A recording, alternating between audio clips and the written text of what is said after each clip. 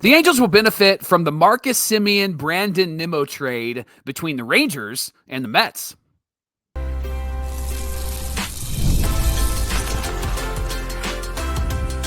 You are Locked On Angels, your daily Los Angeles Angels podcast. Part of the Locked On Podcast Network, your team every day. Thanks for making Locked On Angels your first listen of the day, part of the Locked On Podcast Network, where it's your team every day, and the #1 sports podcast network in all the land. Easy for me to say. Hey, today we're talking about why the Semien for Nimmo trade is going to help our Halos. We have one final conversation about Taylor Ward, and Torii Hunter spoke about the Angels and their potential for this season and beyond, and we'll share what he had to say. Before we talk Angels baseball, we want to thank our sponsor, Game Time. Download the Game Time app, create an account, and use our promo code LOCKEDONMLB for $20 off your first purchase. Happy Friday to you, and thanks for being here for this episode of Locked On Angels, where it's your team every day. You've got the Frisch brothers here with you, a.k.a. the Super Halo Bros. My name is Jon, and that's my brother Mike. And my name is Mike, and that's my brother Jon. Mike, are you what do you like to say, fat and giggly after Fat and giggly. Yep. Yep. Did you take home some of Mom's butter cookies too, as well? Yeah. Oh, heck yeah. The best part about Thanksgiving is the dessert and the butter cookies, right? And then she stays up all night making a batch for each of the brothers. So shout out to Mama Halo Bro, of course. Hey, this is Locked On Angels, where, of course, it's your team every day. And we're talking Angels baseball with you every Monday through Friday. Even the day after a holiday, we're happy to have this conversation with you. And we want you to jump in the conversation. Find the Today Show on YouTube, get in the comments section. Whether you're watching or listening, come on over. It's the best way to get in touch with us and be part of the conversation. Mike, you said it already.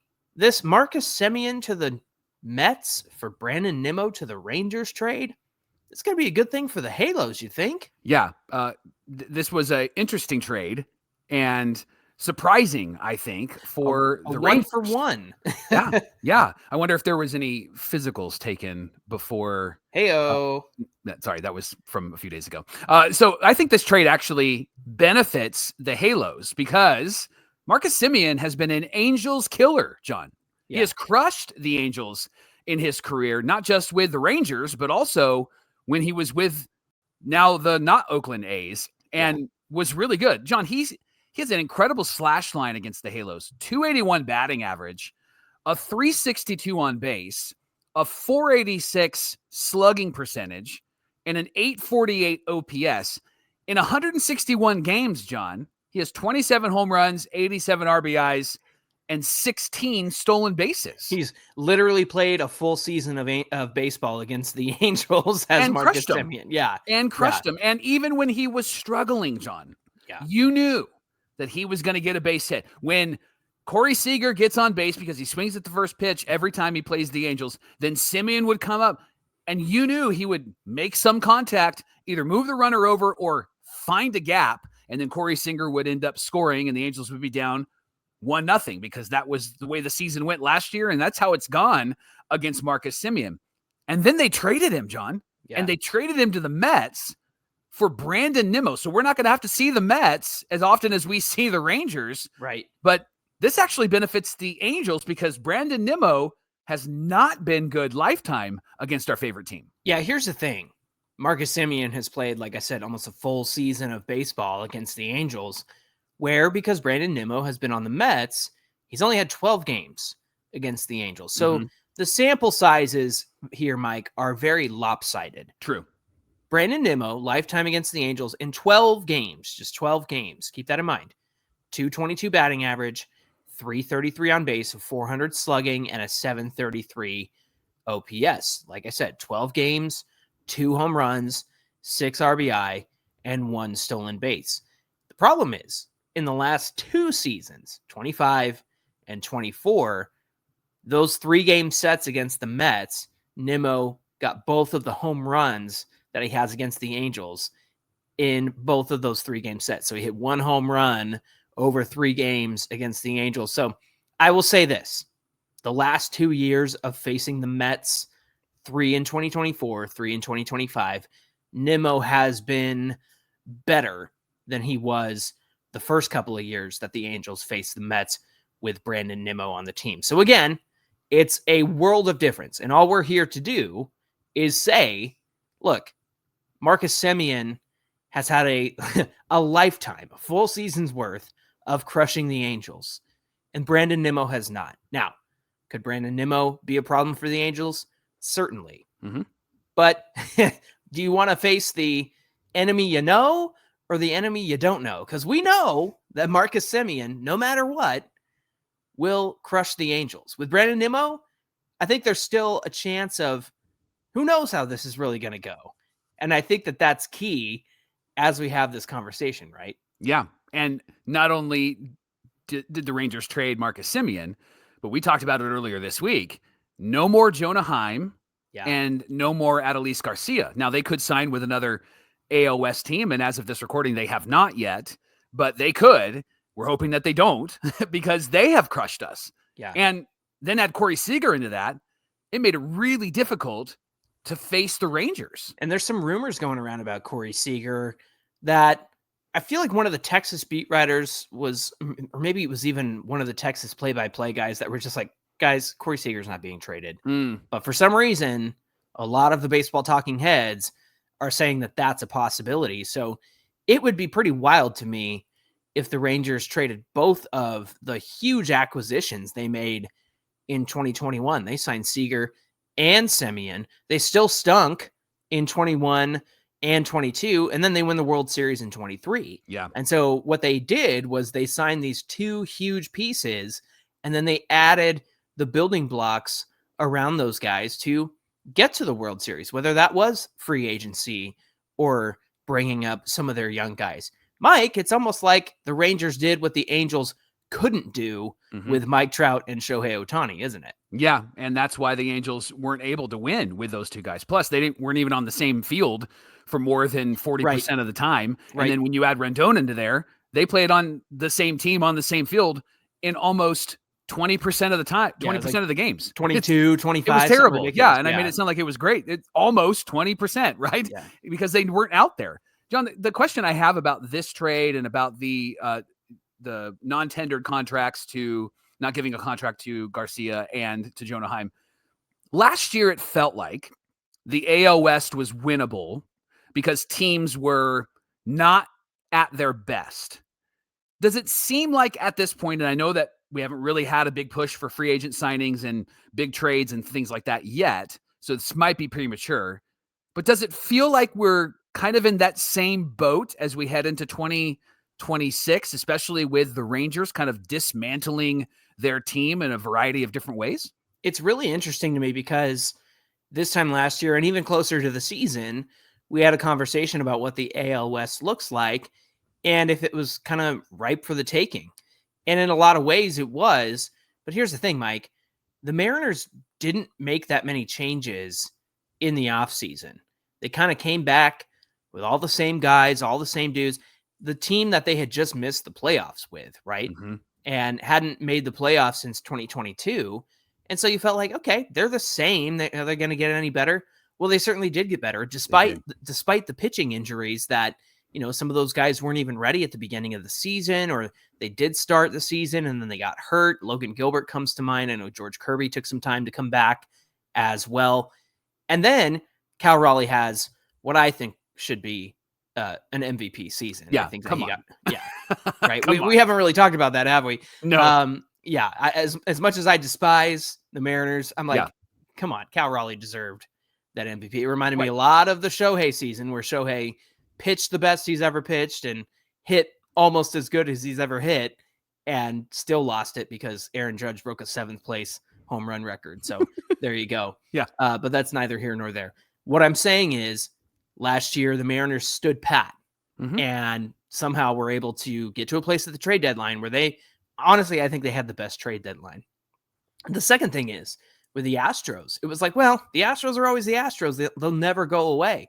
Well, this is the first time they haven't been in the playoffs in a very, very long time. And so that was significant as well. And with the Rangers, you could have looked at 2024 and said, maybe it's just a hangover, a World Series hangover, right? But they kind of repeated what they did in 2024. I don't think they were nearly as bad. And in fact, there was a point in time where it looked like they could be the ones sneaking into a wild card spot or even taking first place in the AL West, and then they just kind of all fell apart toward the end of the season. So what I think that we should just be aware of is that anything's possible, but any team, including the Angels, can surge or they can regress. And I think that what you're going to see next season is a surge forward with maybe the A's, because other than that really bad month of, I think, May, where they lost a whole bunch in a row, they were pretty good the rest of the season. And if they hadn't had that terrible May, they probably would have been part of that conversation as well. So everybody has the potential to surge or regress. Now with the Angels, that's how I feel about it. What do you think is going to happen here with the Angels versus everybody else? I think what's going to happen is that the Angels are going to need to continue to add some pieces to their team so that they can be in the conversation, not just in the wild card conversation, but in the AOS conversation. But that's going to take some dramatic decisions from Perry Minasian. And I think that the start of trading Taylor Ward for Grayson Rodriguez was a really good decision, even though there was high risk involved in that.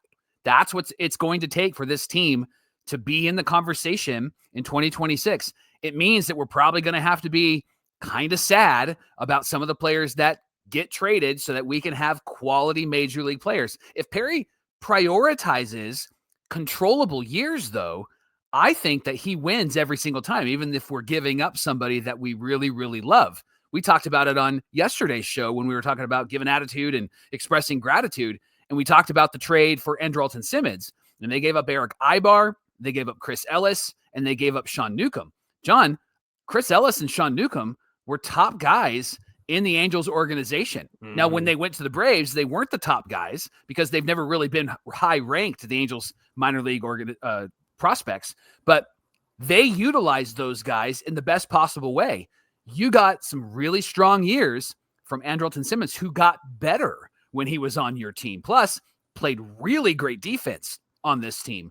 So I think the Angels need to really think what they have in their hands right now. I know we have some guys that we're super excited about, and we don't want to quote unquote mortgage the future. But I think if Perry can pull off a trade and get a guy that's controllable for a guy that we're like, ooh, that one stings, but it brings in somebody that we're like, that actually helps our team and makes us a whole lot better. That's what I think he needs to prioritize. Do I know what those trades are off the top of my head? I have a couple of names, but I'm not going to say it out loud because I don't even know if I want to say it out loud and watch those guys go. Sure. But I don't even know who they would trade for, but I think that there is possibilities for the Angels to do some work here. And as other teams are trying to renegotiate what they are, Texas included, it's really primed for the picking for the Angels to be in that conversation. I think Seattle's going to lead the way. They're going to be the favorite because they re-signed Josh Naylor and they have most of their team back. And who knows what else they're going to do this offseason. And I obviously think that the Astros will be in the conversation as well. But the Angels could really start taking some bites out of that gap, that lead, by continuing to prioritize strategic, thoughtful, and controllable trades. I'm really interested to see what happens with the coaching and these young guys. I still think that there's a lot of potential in a lot of the young guys on this team to take another step forward. And they're going to have to be competitive. It's not that they can just have those guys take a step forward, but not do the supplemental things of signing some impact free agents or making the trades they have to make.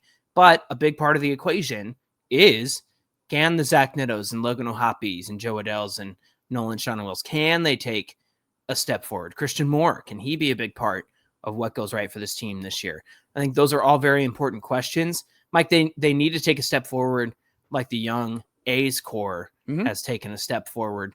So that's also part of negotiating this AL West and negotiating who this Angels team will be in 2026. Thanks for making Locked On Angels your first listen of the day. Coming up, Taylor Ward had a great conversation with Sam Blum, and it was a really good send-off. Plus, Torii Hunter said some encouraging things about the Angels. We're going to discuss their comments and break it all down for you coming right up. Anybody getting NFL tickets for anybody this holiday season? Maybe after the new year, you're looking to maybe get some playoff tickets. Apparently not. You're not getting any for me. No, you're not nice to me. But you could be nice to somebody by using Game Time. I know that getting tickets can be really difficult. There's those login queues and login screens, prices jumping at checkout as the game gets closer. Super frustrating. Game Time is very different. It's a different experience for you as a ticket buyer. They're giving the advantage back to you. It's fast, easy, and it's backed by the Game Time guarantee. You're always going to get 100% authentic tickets. Had a friend that thought he had real tickets, went to the game, wasn't real tickets. No way. And it was awful. I told him, did you use Game Time? And he goes, no. And I said, well, that's your problem. You got to use Game Time. 100% authentic tickets delivered on time at the best price, plus all the fees that are included. They're all in the price. So the price you see is the price you pay, and it's faster, it's cheaper, less stressful, and you can actually, go to the game. That's a really great thing, and why we love Game Time around here. Download the Game Time app today, create an account, and use our promo code LOCKEDONMLB. They're going to give you $20 off your first purchase. Again, promo code LOCKEDONMLB, $20 off your first purchase. Swipe, tap, ticket, and go. Download Game Time today. This is the Locked On Podcast Network, where it's your team every day. Thanks for making Locked On Angels your first listen of the day, and for making the Locked On Podcast Network the #1 sports podcast network out there. We've got a show for every team across baseball and football and the NHL and all that good stuff. And we're happy that you're here with us as everydayers. Check us out wherever you listen to podcasts. Whether you're watching or listening, get in on the conversation by finding today's show on YouTube. Get in the comment section, and while you're there, hit that like and subscribe button, because it helps put us in front of other Angel fans who might not know about Locked On Angels. So there's other sickos out there. We want them to be part of what we got going on here as well. So we'd really appreciate your support in that. John, let's have one final conversation about Taylor Ward. Now, he'll probably come up throughout the season because we'll have somebody who will send us a screenshot because Taylor Ward had a really good week, 7 home runs, 26 RBIs, and they're going to go, look at what Taylor Ward and Grayson Rodriguez sucks. And then we'll be like, yeah, just wait until next week, and he'll hit 138 and strike out 15 and 20 at bats, right? That's coming. So we'll have some of those conversations. But one final conversation about Taylor Ward. He spoke with Sam Blum of The Athletic about the trade to the Baltimore Orioles. And here's some highlights of that conversation. When it was announced, the trade was announced, Ward immediately reached out to his teammates, sent a group text. This might have been a group text that you actually appreciate. Most group texts you don't like, but this was probably a really good one. Ward said, I just wanted my teammates to know how much I cared about them, how I'm rooting for them, and I wish them nothing but the best. And if anybody wants to chat, they can, and I love this. This is why Taylor Ward's a good guy. They can text me on the side instead of in the group chat. You can text me on the side. Obviously, there's a great relationship there. He's been with the Angels for over 10 years and has built a lot of really great friendships. And so when he first heard the news, his first thought was, I got to let my buddies know how much I like them. What do you got against group chats? Group chats are awesome. What are you talking about? You're not serious. You must not be in a group chat with the boys, because we got a good group chat going on. I'm the first one to leave this conversation whenever I get thrown into a group chat. That was the saddest part. Was in Sam's article, he said that Ward texted all that and then left the group chat, which that it never feels good for the boys when you leave the boys group chat. So there you go. Yeah, you need some better friends. Come on. All right, listen. When Taylor Ward found out that he was going to be traded, he said he was shell-shocked, and he said, I had a wonderful time being in Anaheim, playing in Anaheim, getting to know the guys, getting to play next to Hall of Fame players too. That's something that you don't really think about, is the fact that he's played with Trout, he's played with Ohtani, he's played with Pujols, right? Mm-hmm. So just some incredible players that he's been teammates with. I'm very thankful for that time period, and it's something I'll cherish for the rest of my life. And then he added, who knows? I'll obviously be a free agent after this year, and anything can happen after that. So the big question is, do you think that would happen? And should it happen with Taylor Ward? Mike, what do you say? Man, that's it's an interesting tension because we have an affinity for Taylor Ward, but I think this season will dictate what that answer is. I think what he does in Baltimore will dictate what he will do. What they do as a team in Baltimore, I think, will dictate what he will do. And how he plays, I think, will dictate if the Angels would even be interested in bringing him back. I think that the Angels need to say thank you, Mr. Ward, and then continue to move forward. I think bringing back a 33-year-old and then having to commit probably 4, maybe 5 years to a 33-year-old, that's a long-term contract.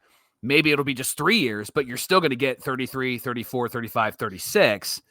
I just think you're putting yourself in a position where his better years are behind him. I think you got a lot of good from Taylor Ward. You got his career year, even though it didn't help your team win. You got the best that I think you can get from Taylor Ward. And John, I think if he wins in Baltimore, if they even get to the playoffs, there's something about winning with the guys that ties your hearts together. You're seeing that in Toronto right now. Oh, yeah. They went to the World Series and everybody's like, yeah, I'm re-upping. Yeah, I'm going to give me that qualifying offer. I'm going to accept it because the vibes are high. And so that might be what keeps Taylor Ward out of Anaheim. If he wants to come back, I don't know if you bring him back. I think this year for him will determine that, but also for the Angels, it'll determine that. What happens with Matthew Lugo? What happens with Mike Trout? What happens with Bryce Teodosio? What about Nelson Rada? I think there's a lot of better options that have higher potential than bringing back somebody like a Taylor Ward. Yeah, it'll be interesting to see what kind of contracts he gets after this year, because I don't know, Mike. I don't know if he'll get the 3 to 5 year contract.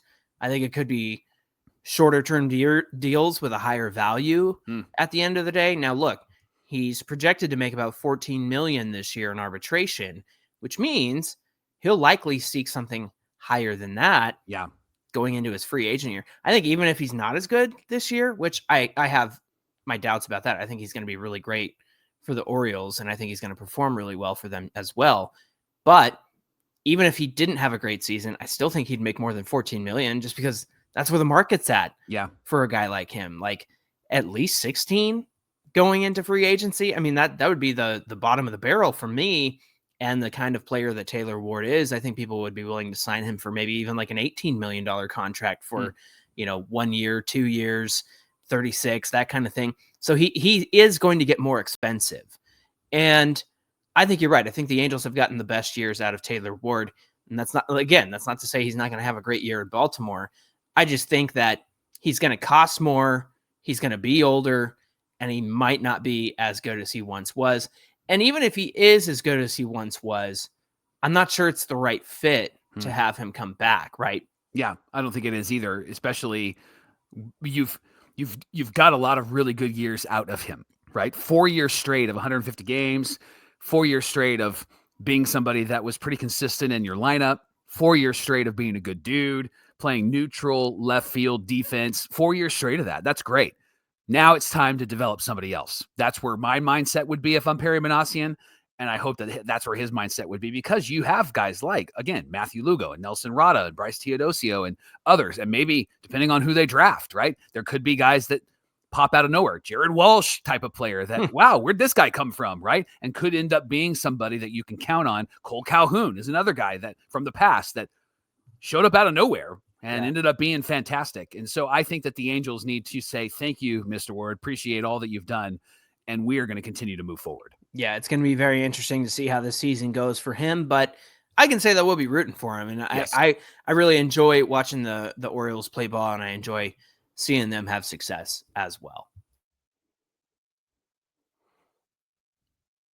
FanDuel is the best place to get in on all of the NBA action. They're the official sports betting partner of the NBA, and they allow you to bet on anything. You can maybe be there at the start of the game, or if you miss the start of the game, or maybe you want to ride the hot hand. There's all sorts of bets where you can win all sorts of money. Live bets on everything from who's going to score next to fourth quarter comebacks.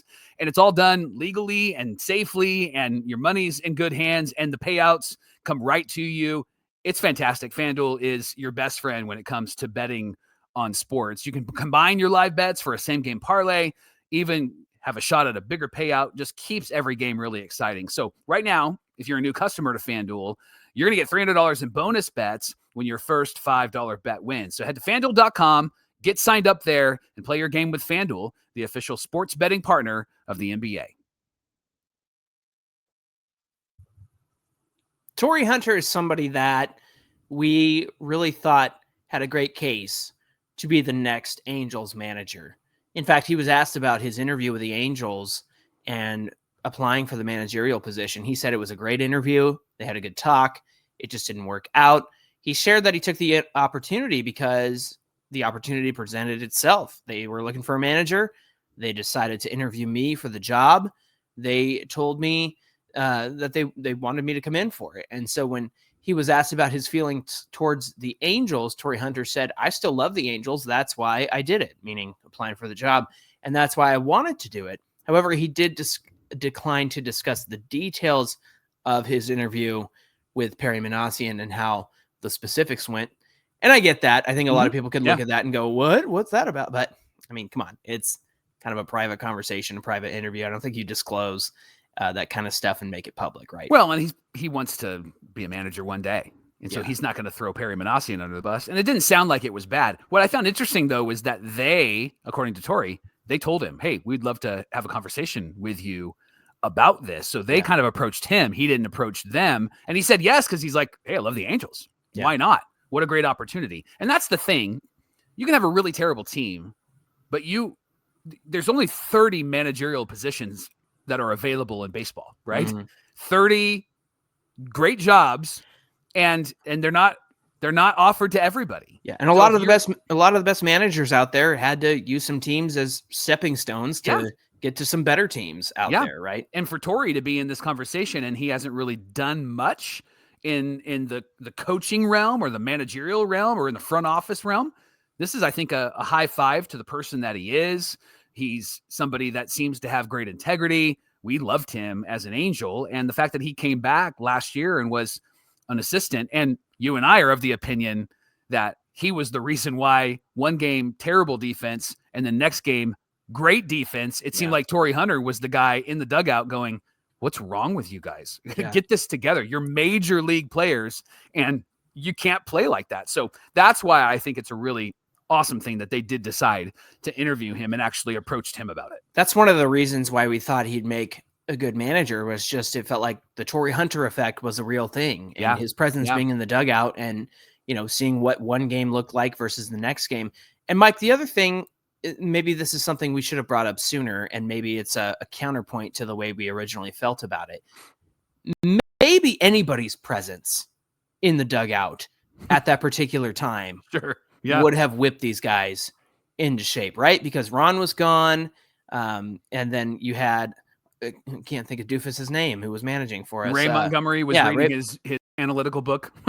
Reading his iPad. Yeah. And look, me, I love diving into the stats and the numbers and the analytics and what they teach you. But the fact is, he just didn't have a feel for the game. And then you watch the slop that was occurring in that game, and Torii Hunter's just like astounded at how bad it was. Yeah. But I really think that maybe any major leaguer could have been in there or former major leaguer could have been in there and whipped those guys into shape. I know Mark Langston certainly has shared his thoughts and opinions on the radio broadcast side. And more than one time I'd catch him just being like, this is terrible, you know? And so, but again, the Torii Hunter effect, it felt very real in the moment. And when you kind of zoom in with a microscope there. Yeah. Now, on the hiring of Kurt Suzuki, Torii Hunter said, I love Kurt, played with him with the Twins in 2015, and I've played against him forever. I love everything about him. I would love to be there to help him along the way if I can. And then when asked about the 1-year deal for Kurt Suzuki, Torii said, he's going to be fine. He'll be fine. Give him a chance. Give him some time. He did say he needs some time, but give him a chance to get to know the fellas. He's a smart guy. He's intelligent. He's got great relationship skills. So just be patient. Now, only 1 year, but Torii made it sound like you give this guy some time, this team is going to be better. In fact, I would say beginning of the year, we might see some learning curves, but maybe by mid-June, early July, we'll start to see the Kurt Suzuki effect take effect on this Angel team. Yeah, it's going to be interesting that even though he only has the 1 year, I mean, that's not a death sentence, right? It's not necessarily, this is it, because they could always make that decision to have him come back. Now, Torii Hunter was asked about this particular team, and he shared some optimism. He said, I think those guys have got a couple of years under their belts, and it's time to go out there and really compete. And he also said that he thinks that there's a lot of talent at the lower levels of the Angels minor leagues. He says maybe they don't win the World Series next year, maybe they don't go to the playoffs, but there's a shift in team dynamic that depends on the pieces they add.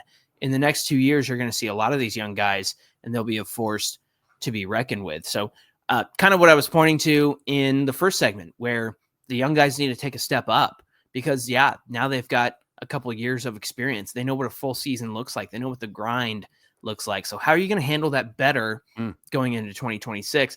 I think that's really what Torii Hunter's talking about here. They got a couple of years under their belts. It's time to go out there and really compete. He's not wrong, in my opinion. That comment is interesting. Go out there and really compete. You're not developing anymore, guys. Yeah. You're not growing anymore. Right. You're growed. You're all growed up. All growed up. It's adult time, right? And I think even though they're young guys and even though they got thrown right into the fire, hey, Logan, hey, Zach, hey, Nolan, it's time to be grown-ups. Time to be adults. It's time to mature. And no more like, hey, we're really trying out there and these guys are really fighting. I think what Tori's saying here is we have to move from, wow, there's a lot of potential to now you're your own lid. And if you don't perform this year and you don't perform, which leads to victories, then that's on you, man. That's on you. And I think that this team is in that kind of middle ground right now. And I know that there's not much hope about what the Angels will do in 26, but I think what Torii is saying is the hope could be awesome and could come to fruition if these guys go out there and really compete, not give up and give in, not jog down to first base, not make an error. Oops, I'm not going to go get the ball in left field, Luis Rengifo, right? Not do any of those things. Oh, that's a pass ball. Man, that's wrong. Oh, that's the wrong call. I should have called this pitch instead of that pitch. That was great the last couple of years. Thanks for acknowledging that, Logan O'Hoppe and others. Now it's time for you to get it right. Yeah. Now it's time for you to show us what it is that you can do. And I get you need good coaching and you need good players around you, but the Angels have that. They have that now, at least on paper, and now it's time to turn that paper into actual performance. Yeah, it's a lot like what we said with Mike Maddox as the pitching coach. I think the pitching staff is out of excuses, Mike. Yeah. I mean, I think that a lot of people would say, oh, Barry Enright's inexperienced. He doesn't know what he's doing. We liked Barry Enright. Mm-hmm. And in fact, they had the 10th best strikeout rate in Major League Baseball last year. And that's something that he came in emphasizing when he got hired. And so I think that there was a step in the right direction. Could other areas be better? Sure. And is there a question around was Barry good enough as a pitching coach? Everybody's got different opinions on that, right? But you bring in like a Mike Maddox, it's time for guys to step up because I think you're out of excuses. You can't say, well, Mike's coaching was terrible. And so, every day or stop me if you hear me say something about Mike Maddox this season that, is putting the blame on him versus what the pitchers are doing up there. I'm sure there will be instances where, maybe you could pin the blame on him, but at the end of the day, I think they're out of excuses, Mike. I think it's time for them to step up. I really wish that Torii would be more involved with the team. And whether I know they got John Gibbons as the bench coach, I think that's fantastic. Whether it's like a hitting coach or a bench coach, it feels like everything's kind of rounded out now. But if he could be more involved with the team, traveling with the team, just being a presence on that team, I think that could be a really good thing for the Angels. So when it comes to these comments from Torii, they're all rather positive, and I'm sure he's not going to sit here and dish on the Angels. But at the end of the day, I really think this is how he feels. I think it's really important to take these words to heart because he's a good guy. He's a good player and a good presence, and I hope that he can be around the team more next season. Thanks for making Locked On Angels your first listen of the day. Be sure to like and subscribe here on YouTube while you're watching or listening. It's the best way to stay updated on all things Angels throughout the offseason. Hey, be sure you give us a follow on Twitter at Locked On Angels, at Super Halo Bros on Twitter, Instagram, and TikTok. And if you're watching today's show, hit that subscribe button and click that like button on YouTube as well. Jump into the comments section. We'd love to hear from you. Mike, when we come back on Monday, what do we got on deck? Well, we got all the breaking news. So if something happens, we're going to be here. We're going to talk about it. But until then, John, I got a wild trade idea. And I think it gets us two players that we need, fills two positions that we need. But it's going to cost us something that maybe you and everydayers may not like. You actually might laugh at me. You actually might tear this trade apart. I'm going to share it with you on Monday and would love your feedback on Locked On Angels. All right, looking forward to that. Until then, my name is John, and that's my brother Mike. And my name is Mike, and that's my brother John. All right, for all you sickos who love this Angels team and for all the everydayers who love to watch and listen, we'll see you back here on Monday. Still full. Same. I'm going to take a nap.